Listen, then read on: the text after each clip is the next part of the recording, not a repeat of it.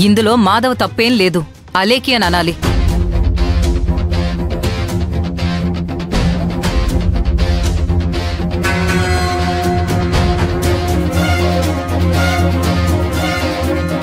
ఏం మాట్లాడుతున్నావమ్మా? నేనేం చేశాను?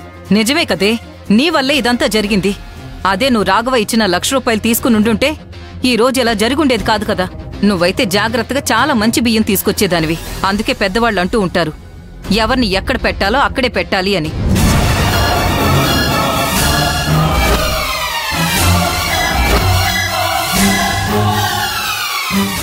మాధవకి వంటగదే కరెక్టు, అంతేకాని ఎలా వ్యాపారం చెయ్యాలి, వ్యాపారాన్ని ఎలా పెంచుకోవాలంటివి ఏవి అతనికి తెలీదు. అలాంటి వాడి చేతికి పెత్తనం ఇస్తే ఇలాగే ఉంటుంది. ఇక ఆపుతారా?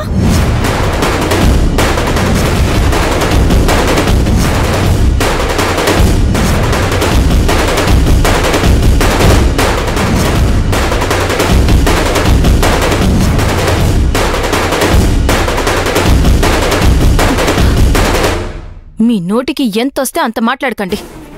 పొరపాట్ల అందరూ చేస్తారు. మాధవేదో కావాలని చేసినట్టు మాట్లాడుతున్నారేంటి? నా భర్తని ఒక్క మాట అన్నా కూడా నేనొప్పుకోను.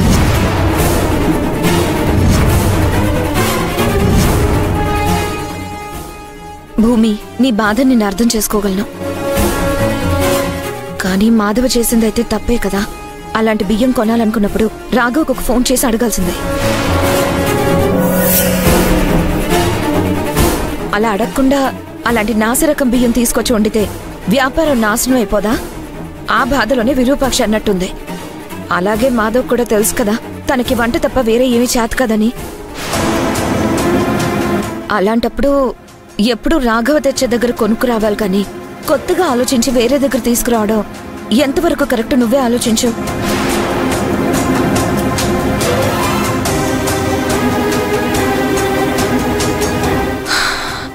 రాఘవ, జరిగిందేదో జరిగిపోయిందిరా.